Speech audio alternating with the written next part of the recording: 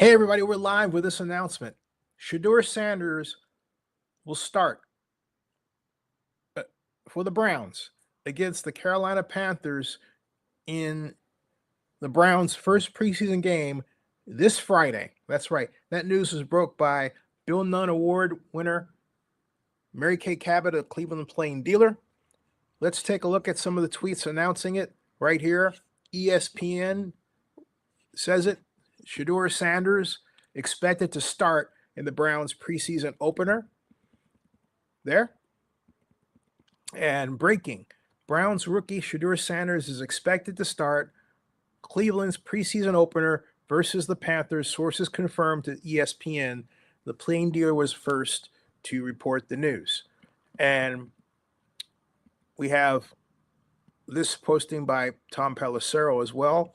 And let's see what Mary Kay has to say about this. She broke the story.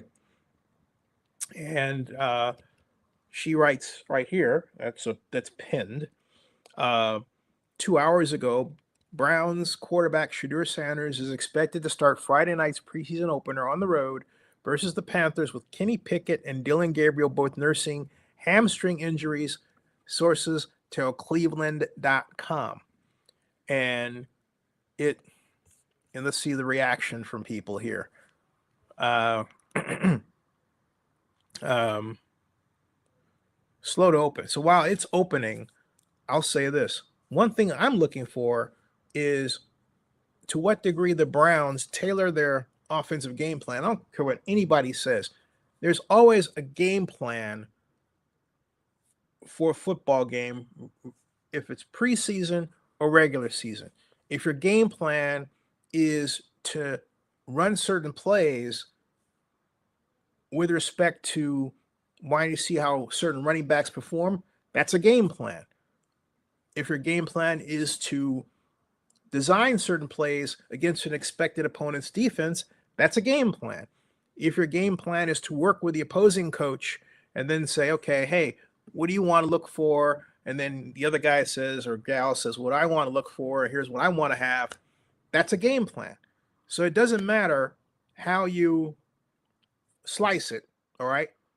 A game plan will be made. I want to see a game plan that emphasizes Sanders' strengths, minimizes his weaknesses, and helps him develop confidence out there. He's already a confident guy, but NFL level confidence, which I don't think he's going to have a problem doing, but you don't want your own team working against you, right? Look at some of the comments here real quick. They're purposefully setting him up, says Germ, to fail, given he has had little to no reps with a first-team offense. Then Jockey says, don't believe any news coming out of the Browns. We'll believe it when we see it.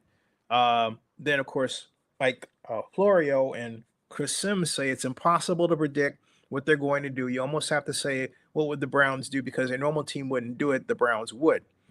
And that's interesting. What does he mean by that? What does he mean by that?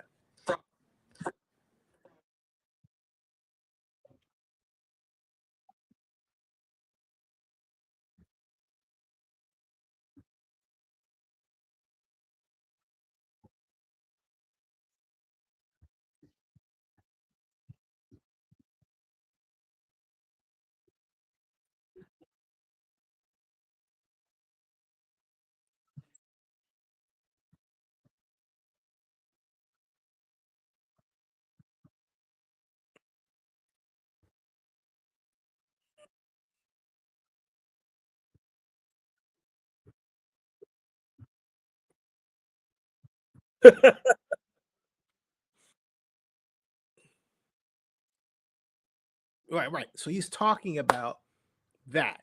All right. But my point is, the Browns know they have something in Sanders. They also know that he's a quick learner. They also know that he's itching to get out there and prove himself. So, and they also know that if he does get out there and do exceptionally well, he will immediately cement himself as the future face of the franchise. Joe Flacco, current, you want to say, hey, look, we're going to put Joe Flacco out there, all right? And then we're going to Bill Sanders is the future, fine, okay?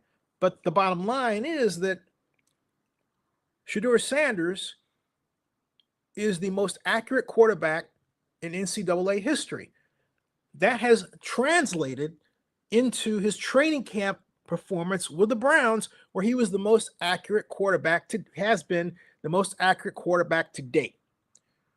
Is there any reason to believe that will not transfer to the field Friday, absent a deliberately lousy game plan installed by the Browns just to sandbag him? Now, if they do that, that would really be a stupid thing to do. That would be the most Browns thing the Browns have done since, well, having Ken Dorsey throw this ridiculous offense that's, harkens back to the 70s in some cases at Jameis Winston with virtually no play action, have him throw the ball up and down the field, then blame him for interceptions in situations that the defense wasn't good enough to get him out of. All right. But I digress. My point is, let's pray, because that's what's going to take, prayer, considering what the Browns have done under GM Andrew Berry and Jimmy Haslam, the owner. But let's pray that that's not the case this time, that the Browns really, get smart, put Sanders in with a nice offensive game plan, give him about, some scripted plays to run so they can evaluate their other players along the way, design it to produce touchdowns, and give the man an algorithmic pat on the back with a great game plan. You hear what I'm saying? A great game plan. That's what he deserves. Because, look, Shedeur Sanders is not a 5th-round pick. Shedeur Sanders is a 1st-round pick. You know it, and I know it, and everybody else knows it. You can tell me, well, he was drafted in the 5th round. Well, they let him fall. I don't care. They got him for cheap.